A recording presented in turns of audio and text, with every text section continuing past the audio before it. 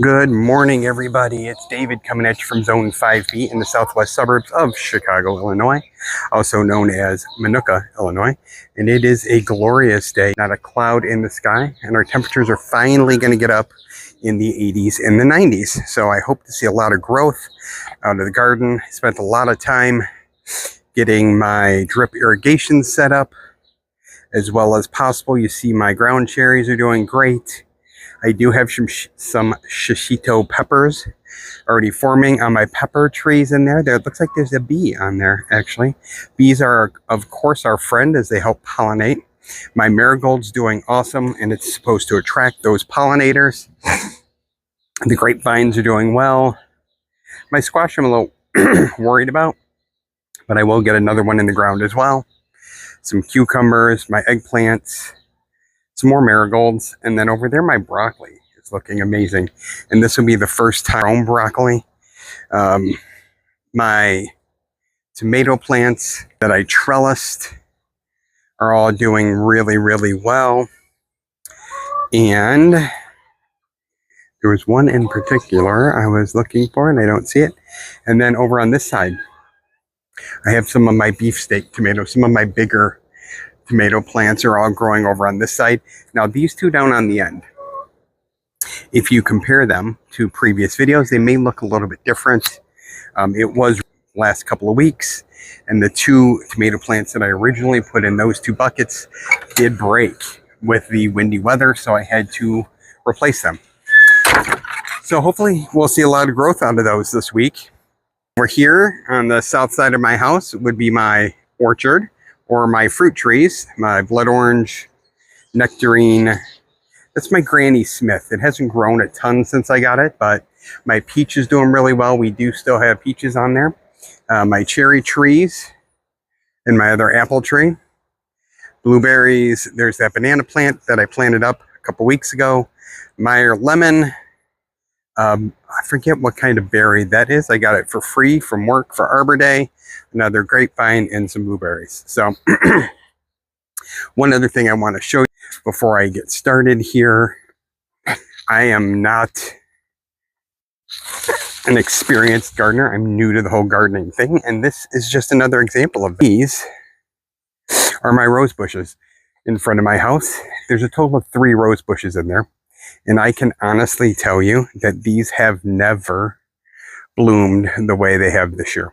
This year, for the first year, I'm embarrassed to say, but because I was a new gardener, I didn't really know much about pruning, and I wasn't comfortable pruning. And this year, after giving them a good prune and topping them off with some extra compost, they are going like gangbusters. And that is just awesome to see. It's very rewarding. I woke up this morning and went onto YouTube, and my buddy Danny over at my buddy Danny over at Growing Together, a garden story, posted a personal video today.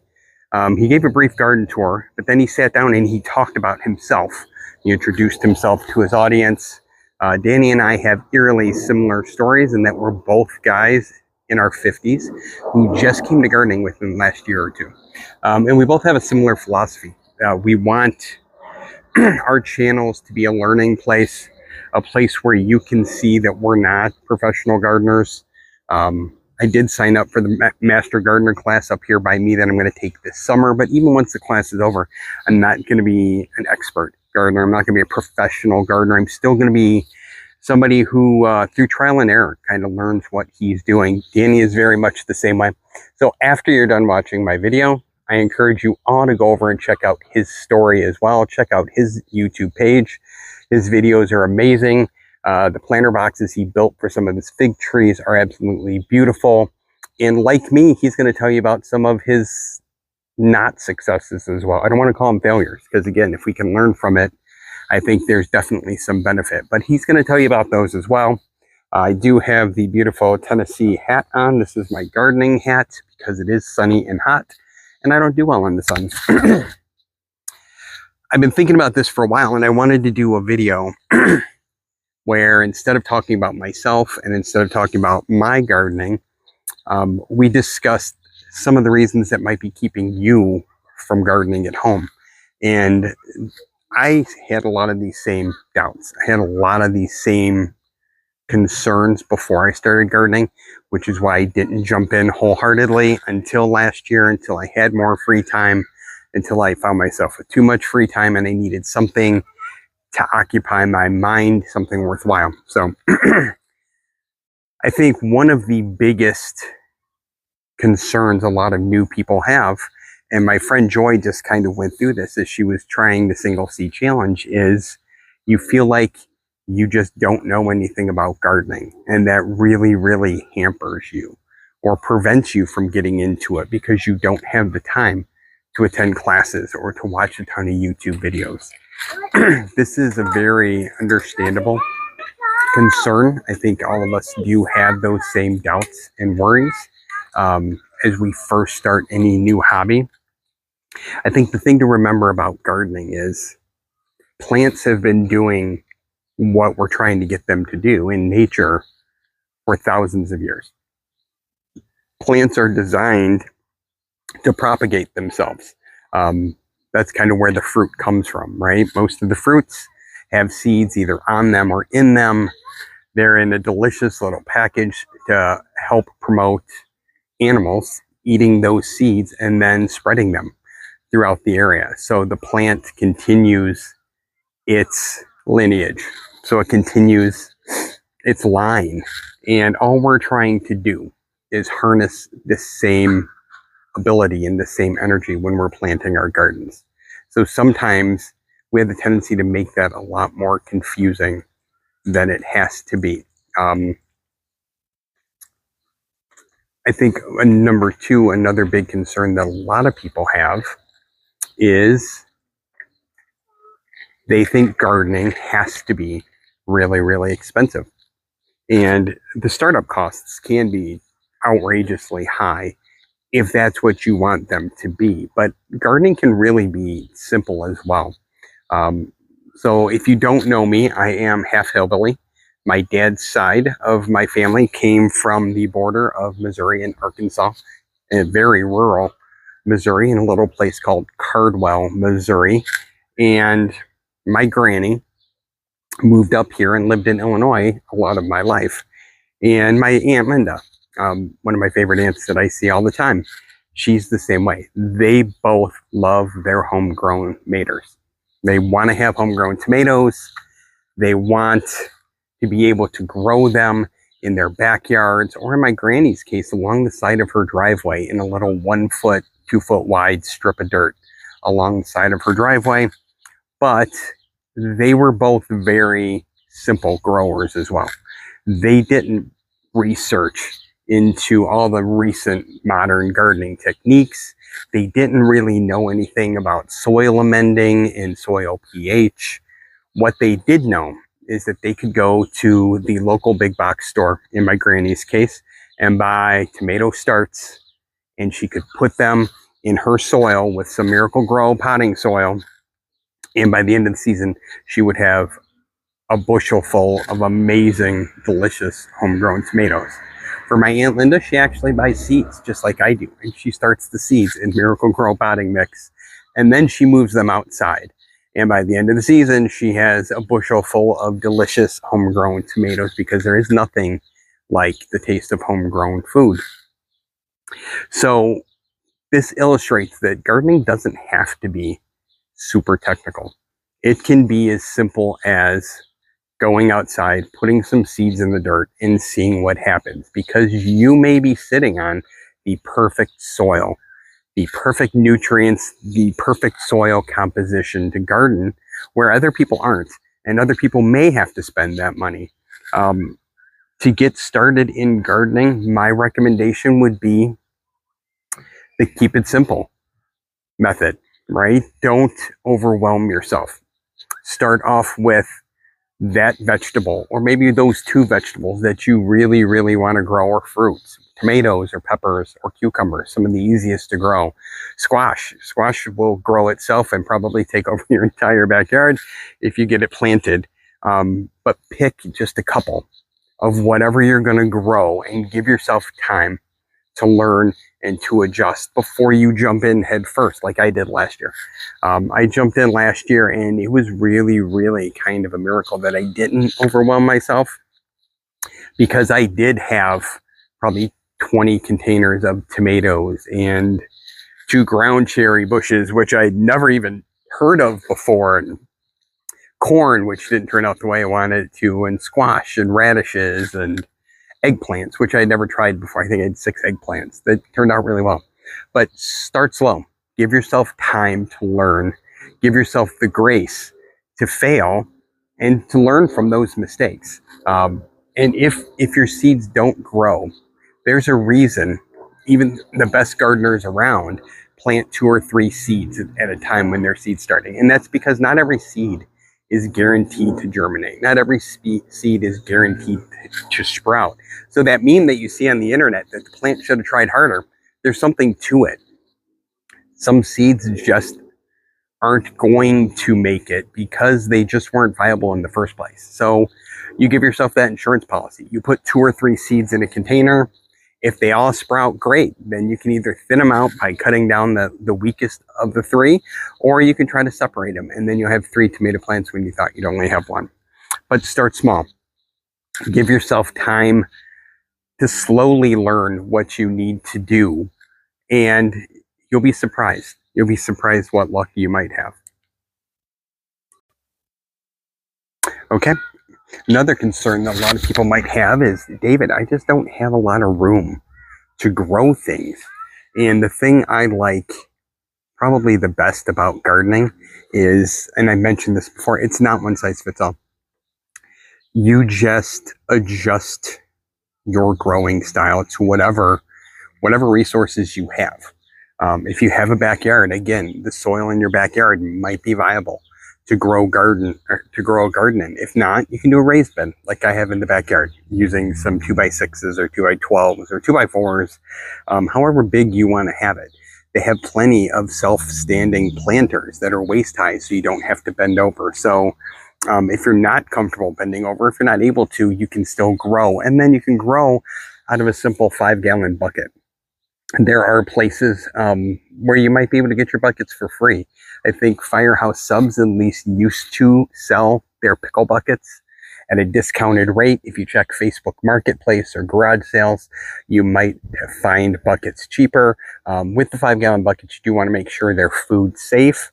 But there are so many different ways that you can adjust and grow depending on your conditions.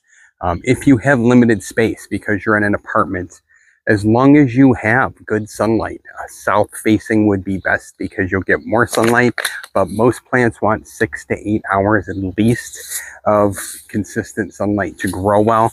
And what you're going to want to look for is packages of seeds that say container variety on them. These are designed to grow in a smaller space, so you too can grow some of the tomatoes that you want. You may not be able to grow the beefsteaks or indeterminate kinds that are going to grow to be 6, 7, 8 feet tall, but you can grow container varieties right on your porch, right on your balcony, right on your deck like I do in the backyard. Or you can build a simple holder for some of these with a little bit of wood and a little bit of trial and error. Again, I'm not a carpenter. I'm not very experienced other than wood shop back in high school back in 1990. But there are so many really good instructions on the internet, on Google, or on YouTube that'll help you design a garden that'll fit in whatever sized area you have to grow for. So we talked about knowledge again. Touching on that knowledge again, one of the best resources that you're going to have as a gardener who's starting out is this: your seed packet. Because almost every single commercial seed packet on the back side is going to have gardening instructions. These instructions tell you the best depth to plant your seeds at, what spacing you should use, when you should thin it, whether it wants sun or shade, and just altogether a bunch of really good information. Because as it turns out, as you learn when you start gardening, not every plant wants the exact same thing. Tomatoes, peppers, they love it warm. They like the warmer temperatures. But then again, a lot of times they don't want the constant sun on them in the middle of the afternoon. So you might have to throw some cloth over the top of them.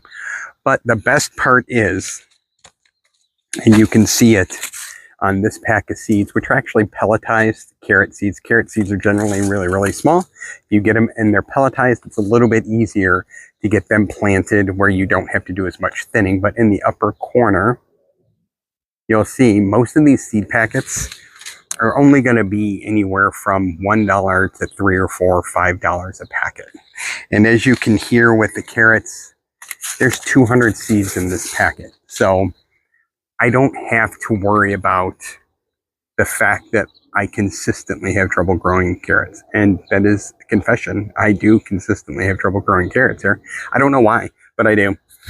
But when there's 200 seeds in that package for $3, $3.50, $4 even, I don't have to worry about making a mistake that's going to break the bank.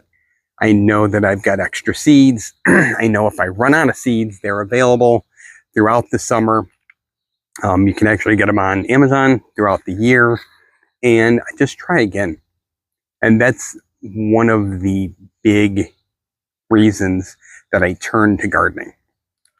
It's one of those things where if there's failure, whether it's your fault or an animal gets into your garden and eats your seeds, or a bird eats your seeds, or a cold snap kills your plants, when you're starting your own from seed, you're not out much. You're out the time and a little bit of effort.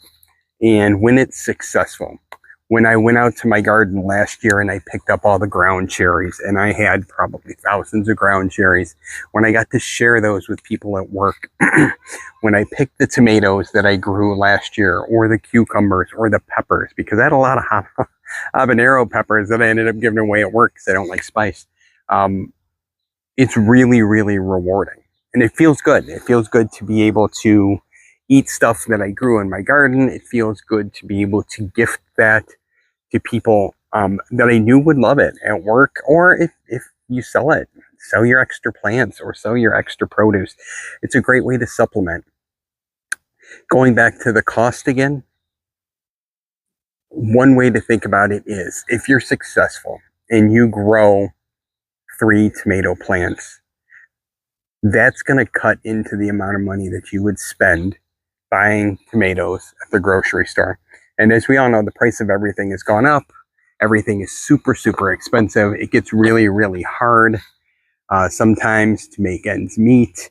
And gardening can be a really affordable, rewarding, easy way to offset some of those costs. And that's not even taken into consideration the mental health side of things. I think I've mentioned it before. I'm in a gardening group, a private group, and several of us from all across the country, all different age ranges, all different backgrounds, all different careers, all different ages, have talked about the healing power of gardening. How that's my unwinding. When I get home from work, when I got home from work all last summer, first thing I would do is go outside, check on my garden. The dog would come with me. The chickens would follow me around the yard. And it was just a way to unwind, to clear my mind, and for me to find kind of my center, especially through the really tough, stressful times. It is just very rewarding. You're outside, you're soaking up the vitamin D from the sun, which is always good for you. You're getting fresh air, which is good for you. And you're just enjoying life a little bit more. So we've talked about the knowledge and the fact that you don't have to know everything when it comes to gardening. You can start knowing a little bit and then learn more as you go along. Learn from your mistakes, certainly, but also learn from the seed packets. Learn from YouTube gardeners like this, like my buddy Danny, like Brian over at Next Level Gardening, like Chad, and I forget his gardening channel right now. Sorry, Chad. Learn from all the awesome, amazing YouTube gardeners. And that's how I got into it, watching Brian and watching James Prigio up in New Jersey, watching Hollis and Nancy down in Florida, people all around the country who approach it differently. And again, there's a lot of leeway. You don't have to do things the exact same way that I do it. You don't have to do things the exact same way that Danny does it, or Brian, or Chad, or James, or Hollis, because if you watch more and more gardeners, you'll see that everybody does it a little bit differently. Not everybody adds soil amendments. Not everybody adds the same soil amendments. Not everyone has the same conditions. And that's a big one. It really is. I don't watch too many videos from Zone 5B. Most of the videos I watch are people who are a little bit farther south, but I take little bits and pieces here and there. I've certainly taken a lot from Brian at Next Level Gardening because he was the #1 channel that got me turned on to gardening. But I take a little bit from everybody, and then I just kind of try to adjust it for what works for me. What makes it simpler and easier for me, and what makes it sustainable for me, because the way I do things might not be practical for you guys.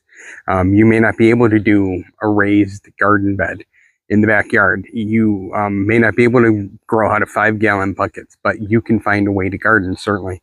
And the biggest part is in the garden community, it seems to be one of the most helpful gardens, or one of the most helpful hobbies and communities that I've ever seen. When you ask a question, people are happy to answer you. When you need advice, people are more than willing to give you tips and pointers. It's not like a competition. We really want to see other people succeed and thrive, and maybe pass along that information. You know, you come back to me in a month and tell me that you did something that worked really well that I never thought of. And then I can take that and adjust it for my climate and for my garden and for my purposes. So I hope this video, I know it's kind of long, I hope it helped a little bit. I hope it did address some of the issues that you guys may have, some of the concerns you may have had that are keeping you from getting started with your home garden. And again, if I can do it, I think anybody can do it.